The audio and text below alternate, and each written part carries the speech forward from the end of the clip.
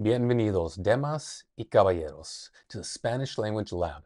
In this video, we're going to read a short story so we can increase our mastery of the present tense subjunctive in Spanish.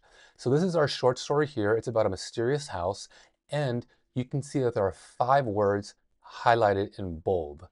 1 in the first paragraph, 3 in the second paragraph, and 1 in the last paragraph. And those are our 5 examples of the subjunctive present tense verb. And so we're going to read through this short story, and then we're going to break down why the subjunctive was used in that sentence instead of an alternative. So let's get started. La casa misteriosa. Había una casa abandonada en mi barrio. La gente murmuraba que estaba llena de fantasmas, pero yo no creía en esas cosas. Aún así, sentía curiosidad. Mis amigos insisten en que no entre solo porque piensan que algo malo puede pasar. Yo sonrío, pero no les prometo nada. Esa noche camino con el corazón acelerado. La calle está desierta y la luna ilumina el camino. Antes de salir, busco una linterna que funcione, pero casi todas están sin pilas. Revuelvo en un cajón y espero tener suerte. Con la linterna en mano, empujo la puerta vieja. Cruje como si se quejara, pero logro entrar. El aire es frío y huele a polvo, y pienso, aunque haga frío aquí, no me voy a ir. Avanzo por un pasillo largo, las paredes cubiertas de telarañas. Cada paso hace eco, eco, eco, como si la casa supiera que estoy ahí. Subo las escaleras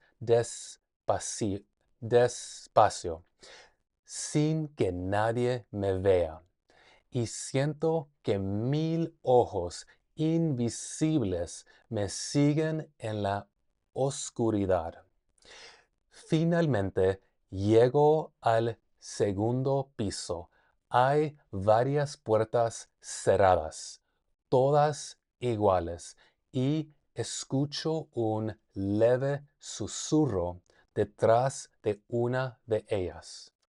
Decido abrir la puerta que esté más cerca de la ventana, esperando descubrir el secreto de la casa. And that's it. That's the story. So let's go through each subjunctive present tense verb one at a time. The first one we see is entre. And the sentence in which it appears is, mis amigos insisten en que no entre solo. So the subjunctive verb here again is entre. And the trigger is the phrase, mis amigos insisten. So that's the reason why we don't use the indicative entro, I enter, entro, because it's not a fact that he entered. It's his friend's demands. Therefore, this is an example of the imperative form of a verb. It's a command. It's a dictate. A request even, but it's more of a command. His friend is saying, you better not enter that mysterious haunted house. It's not going to be safe. And so it's a command. So again, we're using the verb entrar is conjugated in the present tense subjunctive form because this is an example of the imperative verb. It's a command. And we always use subjunctives with the negative of the command, right? So don't do this, don't do that. No entre solo. Great.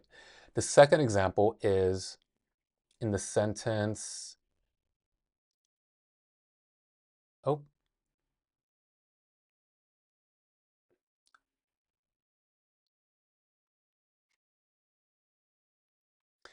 sorry about that. Moving on. So the second sentence is the verb is funcionar. That's the indefinite form of the word. Funcionar, meaning to function. The sentence in which this verb appears is busco una linterna que funcione. Not with the a, but with the e. It's a subjunctive. So the subjunctive form of the word is funcione. Funcione. I shouldn't emphasize e so much. Funcione, present tense. Now the trigger is the uncertainty. I don't know if such a flashlight exists. Busco una linterna que funcione. I'm looking for this flashlight. I'm not looking for a specific flashlight. I'm not looking for a flashlight that I know exists. I'm just looking for a flashlight and that works. And I may or may not be successful in that. There's uncertainty. And as you know, one of the triggers for the subjunctive is the uncertainty. Yeah, and that's it. That's all there is to it. All right, so moving on. The third subjunctive verb we see is haga. Aunque haga frío aquí, no me voy a ir. Haga. So the trigger is aunque plus uncertainty. I don't know whether it's cold or not. It's hypothetical, right? Although perhaps it's cold here, I'm not going to leave. Um, right? Because if you were to use the word hace, that would mean that even though it is cold here, I won't leave. And that's not what's being communicated here. So we use the subjunctive form of the word, which is haga. Great, let's move on. So the fourth verb here is to see. Subo las escaleras sin que nadie me vea. Vea is the verb, subjunctive verb, vea. The trigger is sin que. It's a condition, or it's a condition slash purpose. Subo las escaleras sin que nadie me vea, right? Why not ve? Because the action of seeing me hasn't happened, and I want to prevent it, right? Again, there's nothing definite happening here. Um, I am ascending the stairs so that no one sees me, right? Sin que as a trigger indicating purpose. So let's move on. The fifth and final verb here is, what is it? It's estar. That's the indefinite form of the verb estar, but it's conjugated in este with the e at the end instead of an a. So the sentence in which it appears is decido abrir la puerta que esté más cerca de la ventana. Again, the subjunctive form of the verb here is esté. And the trigger here is the non-specific choice. Whichever door happens to be closest to the window. It's not this specific door. It's not a known door that I've already identified. There's nothing concrete about this. It's a little more abstract. It's a little more, again, uncertainty. Which, I don't know which door it is. Just whichever door happens to be by the window, that's the one I'm going to open. I decided that decido abrir la puerta que esté más cerca de la ventana. Some door, whichever one is closest to the window. And that's it. That's it. That's the short story. Those are the 5 examples of the present tense subjunctive that we've seen in this short story. And I hope that this short story has helped you better understand the use cases for the subjunctive and also part of your reading comprehension and seeing the subjunctive in narrative writing. Also, one little bonus point here I'll point out is there is another subjunctive here. I'll highlight it. Supiera. Cada paso hace eco, como si la casa supiera que estoy ahí. Now, this is not a present tense subjunctive. This is an imperfect subjunctive, past tense subjunctive, supiera. And this is triggered, this has slightly different rules, but actually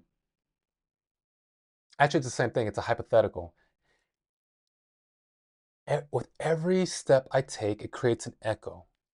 As if, that's a trick right there, that's a trigger.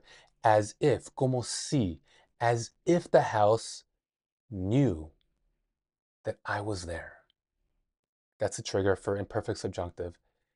Como si la casa supiera que estoy ahí. But that's outside the scope of this video. But if you want to talk about and go over the imperfect subjunctive, I can do that in a future video. And what better way for that to make that happen than to let me know in the comments section. So in the comments section, let me know if you want to see that future video on the imperfect subjunctive. Let me know what you think about this video, what you love, what you hate, thumbs up, thumbs down, doesn't matter. Just engage with the video. That's what matters here. And I'll see you in the next one.